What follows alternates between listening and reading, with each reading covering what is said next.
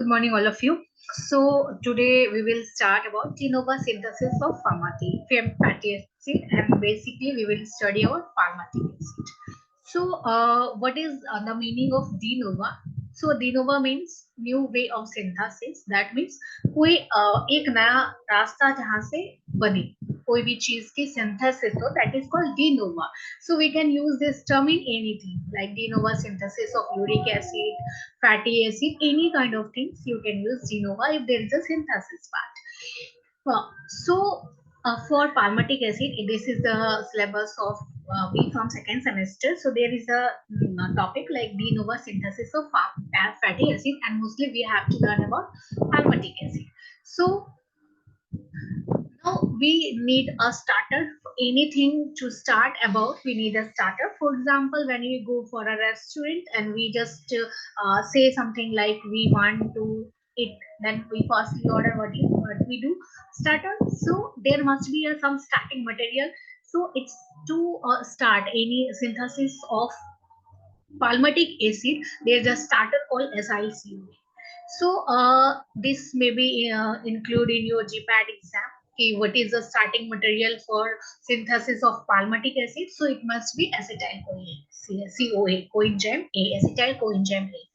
Now coming to the part side where it takes place, de novo synthesis of palmitic acid, where it takes place. Usually, if it is lipid, then it must consider adipose tissue, obvious. Second one is liver, and third one is kidney. Okay. Now, coming to its process, how it starts. So there is a three process basically. First one is production of acetyl coenzyme A and NADPH. Second one is conversion of acetyl CoA to a mannline CoA, and third one is reactions. Basically, what happens? There is a production of acetyl coenzyme A because we need a starter. So there must be something initiative things there. So there is a acetyl coenzyme. So the main source, and so where we found acetyl coenzyme A, so the main source is pyruvate, where it is found. So that is which is oxidized basically in our mitochondrial matrix. So this is the starter material, but the thing is कि it is not very much permeable. ये permeable नहीं है.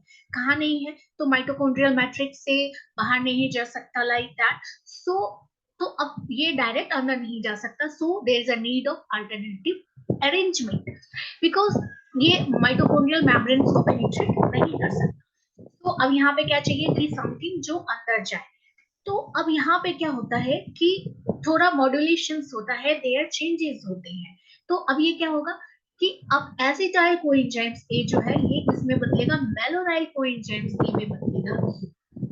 और वहां पे क्या होगा कि यहाँ पे एसिटाइल कोएंजाइम्स ए बदल रहा है मेलानाइन कोएंजाइम्स ए, और यहाँ पे इन presence of acetyl coenzyme A carboxylase enzymes के प्रेजेंस में, और एज अ फैक्टर वहां पे रहता है बायोटीन. और बायोटीन की क्या उपयोगिता है, कभी कभी आपको जीपैक्स में क्वेश्चन आ जाता है. For the fixation of this carbon dioxide it's require biotin, and it is a ATP dependent because there is a conversion, so always energy required, obvious. So it is the ATP requirement. So this is the malonine CO is formed. So अब the thing is कि acetyl में there is only 2 carbon and we need more than 10-12 carbon in palmitic acid. So there is a need of malonine CoA, because when we go through the this cycle, there we study that this cycle is repeated 3 to 6 times likewise, so that malonine CoA comes, then there is a long chain of fatty acid.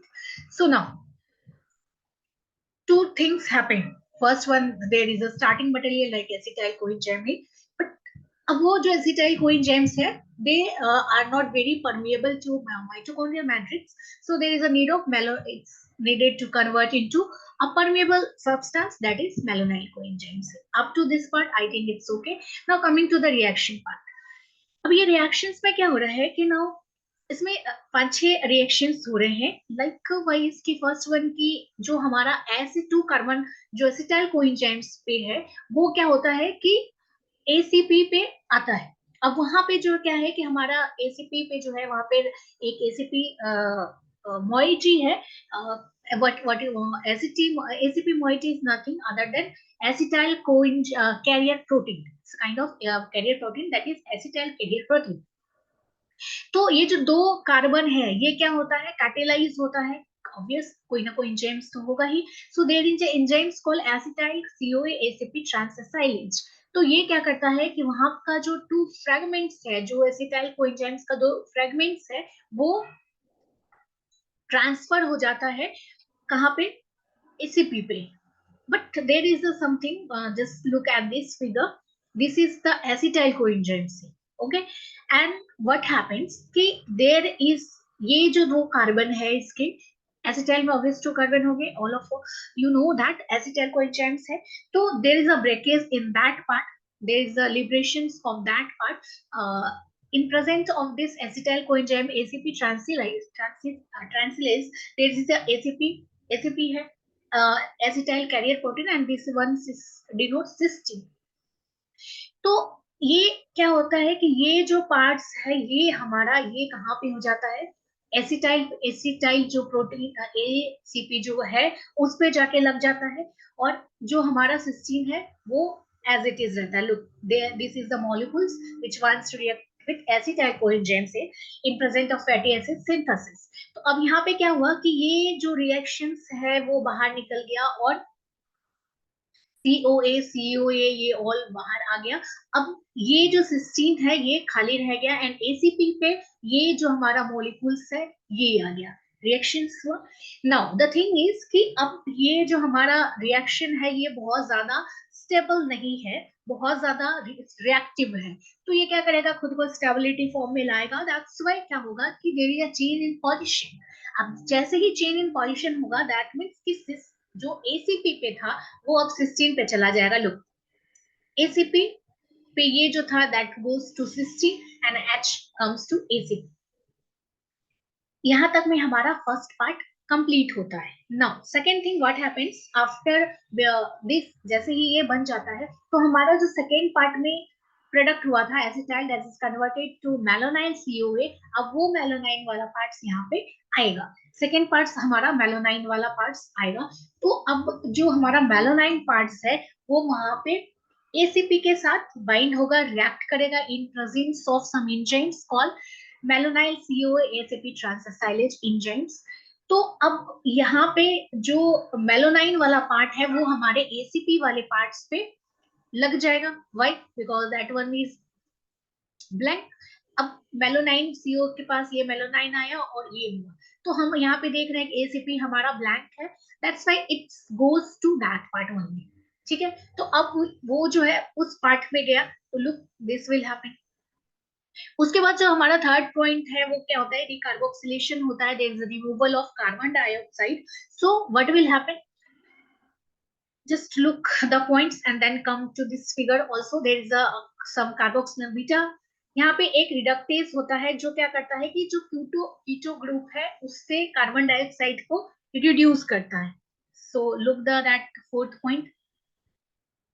तो now what's happened, there is a part.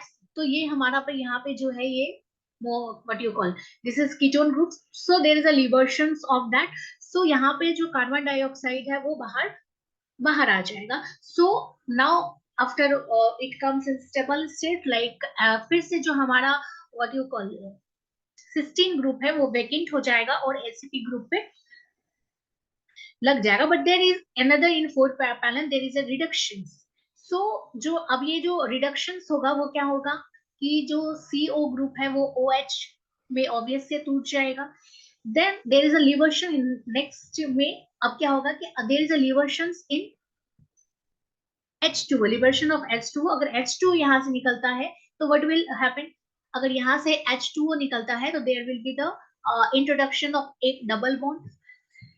Since उसके बाद हमारा क्या होता है कि जैसे double bond है तो फिर जो भी रिएक्शंस होगा ऑब्वियस ऑन डबल बॉन्ड होगा, क्योंकि वहां पे क्या होता है कि जैसे ही डबल बॉन्ड है तो उसको ब्रेक करना काफी इजियर हो जाता है. That's why.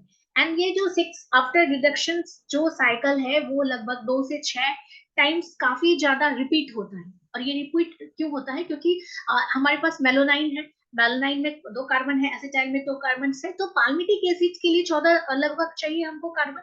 सो 2 2 4 से क्या होगा, तो इसलिए ये चीज रिपीटेड होता है, मतलब 2 से 6 वाला जो पार्ट है वो बार बार रिपीट होता है, ताकि मेलानाइन आए और अपना कार्बन उसमें ऐड करते जाए, और इससे 2 2 कार्बन हमारा ऐड होते जाता है, और जैसे ही 2 2 कार्बन 7 साइकिल के बाद ये हमारा सिंथेसिस कंप्लीट होता है, और वहां पे हमारा बनता है पाल्मिटेट, जो है एसीपी से पे बाउंड होता है।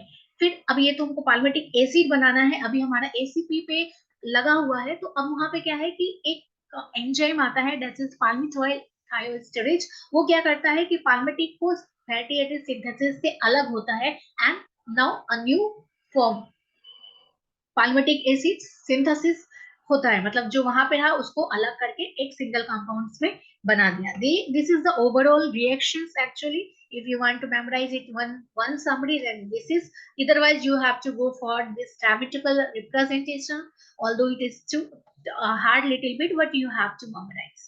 In next class we will study about all about cholesterol, its conversions, and many more things. Okay.